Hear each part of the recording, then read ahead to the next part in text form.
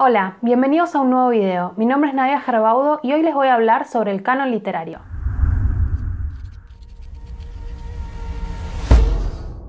Vamos a arrancar por lo más importante. ¿Qué es el canon literario? Es una lista o catálogo de autoras, autores u obras literarias que se consideran de mayor relevancia que otras y sirven como guía para acceder a la literatura. Como toda lista implica un recorte. ¿A qué me refiero con esto? Que si hay 10 libros en todo el mundo y yo en mi lista coloco solamente 2, bueno, implica que estoy dejando 8 afuera, ¿no? Y esta es una de las cosas más polémicas o de las cosas que más se achacan dentro del canon literario y ahora vamos a ver por qué. Sin embargo, ¿por qué se le da tanta importancia al canon literario, ya sea para estar de acuerdo o para denostarlo? La respuesta está en la academia, y cuando digo la academia me refiero a un grupo de intelectuales, muchas veces críticos literarios, que forman parte de las universidades, siendo docentes o jefas de cátedra, que eligen unos textos, determinados textos, para su corpus literario, por lo tanto dejan otros afuera, ¿sí? Los motivos por los cuales eligen ciertos libros por encima de otros, bueno, pueden ser variados y vamos a adentrarnos un poquito como en las posibilidades de eso. Pero ya, aunque quieran o no, hacen un canon, porque hacen una lista y esa lista implica una reducción. Vale aclarar que cuando digo grupo de intelectuales no me refiero a una lista explícita donde uno va y se anota y dice yo quiero formar parte del grupo que forma la academia. No funciona así, pero bueno, así como les digo, ¿no? Si un crítico literario decide dedicarle un ensayo a un autor, o a una obra en específico, de esa manera se va construyendo lentamente el canon. Ahora, ustedes me podrán preguntar en qué me afecta a mí el canon literario de la academia o de la no academia.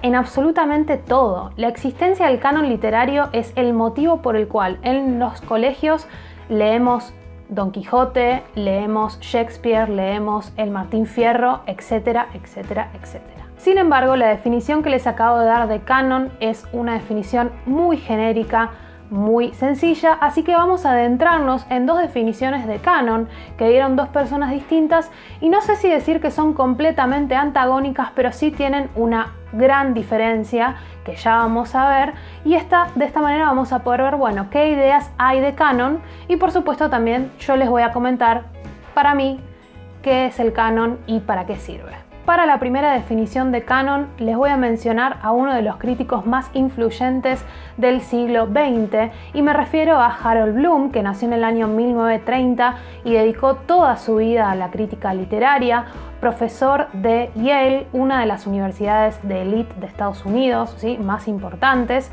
y como les digo, escribió muchísimo de análisis literario y se enfocó particularmente en defender lo que llamó el canon occidental tradicional. Pero más que eso, Harold Bloom fue un gran detractor de los análisis literarios con supuestos fines sociales. Él decía, y acá parafraseo, que una lectura marxista o feminista de Hamlet podía enseñarnos cosas sobre el marxismo y el feminismo, pero nada sobre Hamlet en sí mismo. De hecho, en 1994, Harold Bloom publica un libro titulado El canon occidental, en el que incluye obras de 26 autores. En realidad menciona 26 autores y en algunos casos incluye toda la obra de esos autores y en algunos títulos nada más. Y dice que esos son los autores más representativos de la literatura occidental. El autor que va a la cabeza y que quien en realidad Bloom cree que se va a leer por toda la historia de la humanidad es Shakespeare. Uno de los elementos más importantes de la teoría de Bloom es que para tener un entendimiento y un conocimiento profundo de la literatura occidental, él creía que estas obras, estos 26 autores, no podrían ser removidos. Sostenía que, más allá de los gustos personales, el valor estético de estas obras era de tal importancia que no podrían quitarse de la lista del canon y que además muchas de estas obras dialogaban entre sí a través del tiempo, ¿no? Una obra anterior influenció la siguiente y así sucesivamente, con lo cual es muy difícil entender la última obra influenciada sin leer todas las anteriores, si se quiere tener una comprensión profunda del canon occidental tradicional, como lo llamaba Harold Bloom. En mi opinión es un libro que vale la pena leer, especialmente si te interesa la crítica literaria o te interesa la escritura, y con leerlo no implica que estés de acuerdo con las opiniones de Bloom, sino que, bueno, podés poner entender a qué se refería él con esto del valor estético de las obras, el diálogo de las obras a través del tiempo. Es una lectura que puede ser enriquecedora y con la cual se puede llegar a discutir. Pasamos a otra idea de canon, y esta idea viene a partir de un texto publicado post-mortem, o sea, luego de fallecido, del escritor Italo Calvino. Italo Calvino fue un periodista y escritor italiano que nació en 1923 y falleció en 1985, y en el año 1991 se publicó un libro titulado ¿Por qué leer a los clásicos?, que está compuesto por una serie de artículos que Italo Calvino escribió a lo largo de su vida y que él mismo había empezado a poner en orden antes de fallecer. En un tono muy distinto al de Harold Bloom, hace un recorrido por estas obras que fueron importantes a lo largo de su vida como escritor, y aunque no define la palabra canon, sí hace una lista, ¿no? O sea, como dijimos, selecciona una cantidad de textos y los pone en una lista y los analiza. Por lo tanto, hace un canon, y además al comienzo del libro habla de lo que es un clásico y da varias definiciones sobre clásico. La gran diferencia entre la idea de canon de Harold Bloom y la idea de canon que tiene Italo Calvino, que por más de que no lo define, hay una idea de canon detrás, es que para Italo Calvino es mucho más flexible esto, ¿no? Digamos, habla de los clásicos personales. Este es un libro que también recomiendo mucho leer, pero en especial recomiendo leer el capítulo primero, que se titula igual que el libro, ¿Por qué leer a los clásicos?, porque es muy amena la lectura y van a entender a qué me refiero con esto de que la idea de canon de Calvino es mucho más flexible y más personalizada, si se quiere, en algún punto. Así que recomiendo que vayan y lean ese capítulo, es muy interesante. Entonces, ¿para qué sirve el canon, ¿no? A nosotros, ¿para qué nos sirve? La realidad es que la literatura y la cantidad de textos y libros publicados a lo largo de la historia es inmensa, es imposible leer todo lo que hay. Entonces el canon nos puede servir como una guía para, bueno, justamente seguir y empezar a recorrer la literatura, en este caso occidental, aunque hay un montón de cánones, ¿sí? No necesariamente tiene que ser la occidental, pero digo, este es uno de los usos posibles del canon. Los aspectos negativos del canon son muchos realmente, pero creo que el más importante o el que más impacto tiene es que a veces hay personas que creen que porque una obra literaria no esté dentro del canon, eso implica que esa obra tiene menos valor que las que sí están incluidas en el canon.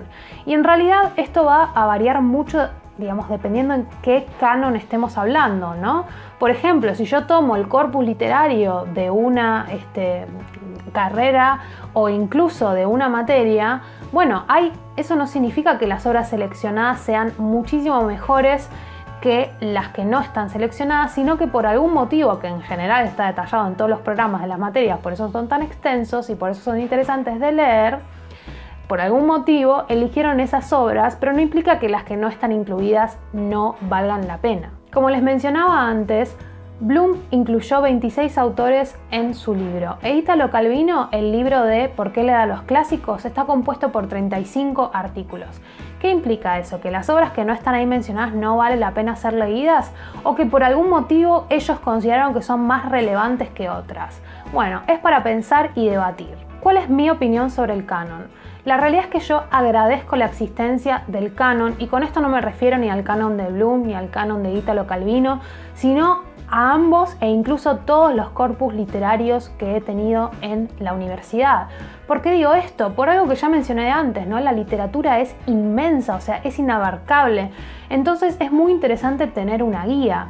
Y hay que pensarlo como eso, una guía es un mapa. Imaginen que ustedes están en un bosque y ustedes pueden decidir recorrer el bosque por el sendero, o pueden decidir, por ejemplo, en algún momento de ese camino frenar y dedicarse a explorar esa parte en particular, o pueden decidir salirse de ese camino. Lo mismo sucede con el canon. El canon está ahí como guía y por lo tanto implica que puede ser discutida, puede ser repensada, pero está bueno tener por lo menos una punta para poder arrancar, o al menos eso yo creo, ¿sí? Está bueno esto, tener un comienzo y decir, bueno, acá puedo empezar a investigar y después tal vez yo puedo armar mi propio canon o hacer mi propio recorrido. Además, el canon literario o cualquier corpus literario sirve para diferenciar el gusto personal del valor estético de una obra. A mí puede gustarme o no gustarme el Martín Fierro, pero eso no implica que, por ejemplo, si no me gusta, yo pueda decir que el Martín Fierro no es literatura o que no ha tenido la influencia que es evidente que ha tenido en la literatura argentina. Son cosas completamente distintas. Entonces, es muy importante también poder ver eso. Por último, les cuento por qué estoy hablando del canon en el canal en este momento. Bueno, porque en los próximos videos van a aparecer muchas obras literarias que son consideradas grandes clásicos y de hecho vamos a ver algunos libros que se meten con el canon o incluso yo en algún momento he usado esta expresión en algunos videos, así que me pareció interesante tener este video al cual hacer referencia tanto para entender algunas cosas que ya dije y para entender algunas cosas que voy a decir en el futuro en el canal. Hasta aquí llegamos con el canon literario, acá se termina canon literario y les quiero contar que estoy muy contenta porque llegamos finalmente a los primeros 1000 seguidores, de hecho ya los pasamos, estoy súper contenta y como adelanté en el video anterior, que recomiendo que lo vayan a ver, ese unboxing de mi cumpleaños que me encantó hacer, les mostré uno de los libros que va a estar incluido en el sorteo. Pero estoy armando todavía el sorteo, resolviendo algunas cuestiones de logística, porque la idea es que el sorteo sea internacional y por supuesto solamente para la gente que está suscripta al canal. Así que si no estás suscripto, no estás suscripta, hace clic en el botón, en la campanita para que te lleguen las notificaciones, me gusta, compartir, todas esas cosas que siempre les pido. Ahora más que nunca porque se va a venir un tremendo sorteo que creo que les va a encantar, pero estoy terminando de armarlo para que salga todo perfecto. Así que esas son todas las cosas que tengo para contarles hoy. Espero que hayan disfrutado del video. A mí me gustó mucho hablarles del canon literario, aunque les cueste creerlo, es un tema que me encanta. Así que de vuelta espero que lo hayan disfrutado y nos vemos en el próximo video.